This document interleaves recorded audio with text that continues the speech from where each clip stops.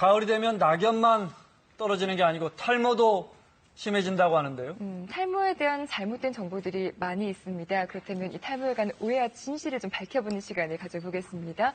분당 서울대병원 피부과 허채문 교수가 나오셨습니다. 어서 오십시오. 네, 안녕하세요. 반갑습니다. 자, 저것도 좀 여쭤보겠습니다. 네. 저도 머리가 많이 빠집니다. 하루에 몇 가닥이나 빠져야 탈모라고 뭐 이런 정의가 있습니까? 의학적으로? 대부분 이제 정상적인 그 머리카락이 빠지는 개수는 하루에 한 50개에서 70개까지를 저희가 정상으로 보고 있는데요. 네. 100개 이상이 빠지면 일단 탈모다라고 네. 얘기를 합니다. 하지만 이 빠지는 것도 중요하지만 머리카락이 가늘어지는 것도 역시 탈모의 하나로 저희 보고 있습니다.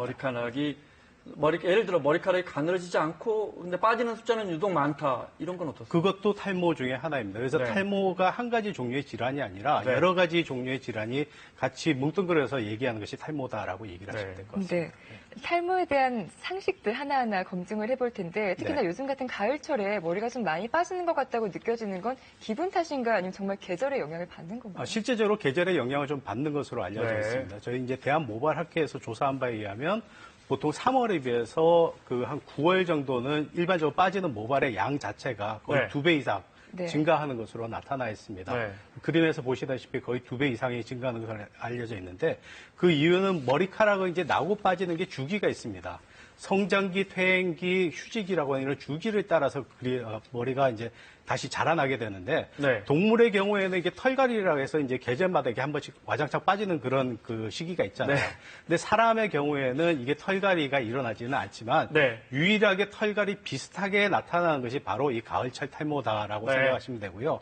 일시적으로 주기가 빠지는 주기가 좀 많아져서 생기는 거고 성장기의 그 비율이 적어져서 생기는 거지 네. 생리적인 탈모 현상이라고 생각하시면 될 것 같습니다. 네. 근데 머리를 감고 말릴 때나 혹은 뭐 자고 일어났을 때 베개에 네. 머리가 빠져 있는 경우가 저도 상당히 흔한 경험을 하고 있거든요. 네네. 평소에 우리가 겪는 일상적인 탈모하고 네. 가을철에 겪는 탈모랑은 뭐가 다른 건가요? 보통 일상적으로 저희가 뭐 대머리라고 얘기하는 그런 탈모는 우리가 남성 호르몬성 탈모라고 하는데 그 탈모는 쉽게 얘기해서 머리가 가늘어지는 형태의 탈모이고 실제적으로 머리가 빠지지는 않습니다.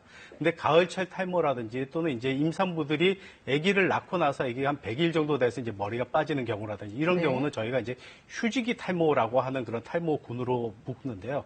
그거는 이제 비율이 늘어나서 실제적으로 머리 빠지는 양이 증가하는 경우이고 이런 경우는 한 하루에 한 100개 이상이 빠지면 휴지기 탈모에 해당된다라고 볼 수가 있습니다. 네. 자, 탈모에 영향을 미치는 여러 유전적, 환경적 요인이 있을 텐데 그중에 네. 과학적으로 검증된 것은 어떤 것들입니까? 아까도 말씀드렸지만 탈모라는 게 한 가지 질환이 아니고 네. 가늘어지는 형태와 빠지는 형태 두 가지를 놓고 볼 때 원인이 전혀 다릅니다. 네. 저희가 이제 가늘어지는 형태가 가장 많은 탈모 환자를 구성을 하고 있는데 네. 남성 호르몬성 탈모의 경우에는 대부분 이제 남성 호르몬에 관련된 그런 유전자 이상에 의해서 네. 개인의 그런 그 문제가 생겨서 이제 머리가 가늘어진 형태의 탈모가 되는 거고요. 그건 남성 호르몬 중에서 이제 테스토스테론이라고 하는 네. 좀 어려운 그런 호르몬이 있는데 이게 이제 DHT라고 하는 그런 호르몬으로 바뀌어져서 네. 그 호르몬이 모낭에 작용해서 모낭이 채 자라기 전에 굵어지기 전에 다시 빠지는 과정을 반복을 하게 됩니다. 네. 그래서 머리가 점점점 가늘어지는 형태의 그런 탈모가 진행이 되는 네. 거고요. 그게 아니라 휴지기 탈모라든지 그다음에 이제 항암제를 해서 머리가 탈모가 생긴다든지 또는 네. 스트레스를 많이 받아서 그 이후에 탈모가 있다든지 이건 실제적으로 이제 머리가 빠지는 형태의 탈모이고 이런 여러 가지 원인 때문에 발생을 할 수가 있습니다. 그중에 제일 큰 건 유전입니까, 역시? 그 중에서 이제 가장 많은 환자는 남성 호르몬성 탈모이기 때문에 이런 네. 경우에는 유전성 경향이 가장 크다라고 할 수가 있습니다. 남성 호르몬성이라고 하셨는데 네. 흔히들 우리가 체력이 좋다, 정력이 좋다, 남성성이 강하다 네. 이런 경우에 머리가 빨리 벗겨진다 이런 그런 얘기도 과거에는 있는데. 이제 우스갯소리로 많이 있고 있었는데 네. 실제적으로 남성 호르몬 자체하고 네. 남성 호르몬성 탈모하고 직접적인 연관관계는 밝혀지지 않았고요. 네. 남성 호르몬에 관련된 건 테스토스테론인데 그것 자체가 탈모를 유발한다기보다는 그게 DHT라고 하는 호르몬을 바뀐 다음에 그게 모낭 자체에 영향을 미쳐서 그런 거기 때문에 네. 전반적으로 흐르는 호르몬하고는 크게 관련이 없는 것으로 네. 알려졌습니다. 탈모를 유발하는 원인이 워낙 다양할 테니까 요즘은 네. 여성분들도 탈모에서 자유롭지가 못할 것 같더라고요. 네, 그렇습니다. 근데 남성 네. 탈모와 여성 탈모는 좀 다르다면서요. 그래서 여성의 경우에도 남성 호르몬성 탈모가 발생을 하는데요. 그 형태에 있어서 차이가 좀 있습니다. 사진에서 보시다시피 이제 남자들은 보통 앞머리가 M자 형태로 이제 앞머리가 뒤로 밀려나면서 그다음에 2차적으로 정수리가 빠지는 데 비해서 여성들은 앞머리 형태는 유지가 잘 됩니다. M자 모양으로 밀려나니까 앞머리 헤어라인, 그 머리 모발선은 잘 유지가 되면서 정수리 부분만 빠지기 때문에 저런 특이한 형태를 보이게 됩니다. 네. 치료를 좀 여쭤볼게요. 네. 건강보험 적용됩니까? 안타깝게도 이게 남성 호르몬성 탈모에 대해서는 네. 건강보험이 적용이 안 되고요. 네. 최근에는 이게 탈모 치료에 대한 시술에는 건강보험뿐만 아니라 부가가치세까지 부과를 하는 걸로 그렇게 돼 있습니다. 네. 근데 그거 외에 다른 질환에 의한 탈모, 원형 탈모라든지 이런 질환에 의한 탈모의 경우에는 건강보험 적용이 가능합니다. 네. 네. 사실 저도 이제 머리가 조금 빠지더라고요. 많이 네. 빠져서 걱정을 많이 했어요. 그래서 머리 담당해주시는 언니에게 물어봤더니 좋은 샴푸가 있다고 네. 추천을 해주겠다 그래요. 네. 이런 거 좀 안심하고 써도 되는 건지. 샴푸의 경우에는 사실 의약 외품으로 분류가 되어 있는 이제 샴푸가 저희 탈모 방지용으로 이게 허가가 나 있는 식약처 네. 허가가 나 있는 제품들이 있는데 대부분의 효과는 모발의 염증을 갖다 줄여주는 효과이지 이거 자체가 치료를 완전히 대체하지는 못합니다. 탈모를 막는데 어느 정도 도움을 주는 것으로 알려져 있지만 여기에 너무 맹신해서 탈모 약물 치료를 갖다가 멀리 한다면 탈모를 계속 유발시킬 수가 있고요. 네. 최근에는 이 의약 외품이 아니라 기능성 화장품에 이런 탈모 방지 제품들을 넣어서 하겠다고 하는 그런 입법 고시가 지금 나와 있는 상태인데 네. 아직 그 구체적인 세부 시행 규칙은 나와 있지는 않은 상태입니다. 믿을 수 없다. 제가 이렇게 표현해도 됩니까? 100% 믿을 수는 없습니다. 네. 네. 대신에 FDA가 승인하는, 그러니까 과학적으로 인정되는 탈모 치료제는 분명히 있죠. 네, 지금까지 이제 그 한국 식약처에서 인정하는 탈모 치료제는 크게 4가지 정도가 네. 있는데요. 먹는 약 2가지 종류하고 바르는 약 2가지 종류, 이렇게 네. 4가지 종류가 있습니다. 네. 그러면 뭐 누구나 이게 머리가 빠지기 시작한다. 그럼 처방전이 있어야 되죠? 먹는 약의 경우는 처방전이 반드시 필요합니다. 네. 하지만 바르는 약의 경우에는 일반 의약품으로 분류가 돼 있어서 네. 처방전이 없어도 약국에서 구입을 하실 수가 있습니다. 그 먹는 약에 대한 부분 한번 점검을 해볼게요. 탈모 약 안심하고 먹어도 되는 거죠? 혹시 부작용 사례는 없었어요? 대부분의 환자분들이 이제 부작용 때문에 많이 꺼려 하시는데요. 네. 실제적으로 제일 많이 문제를 삼는 것이 이제 성기능이 떨어지지 않느냐. 이게 네. 남성 호르몬성 탈모니까 아무래도 탈모 약을 먹으면 남성 호르몬이 줄어들지 않느냐 이런 네. 걱정들을 하시는데요.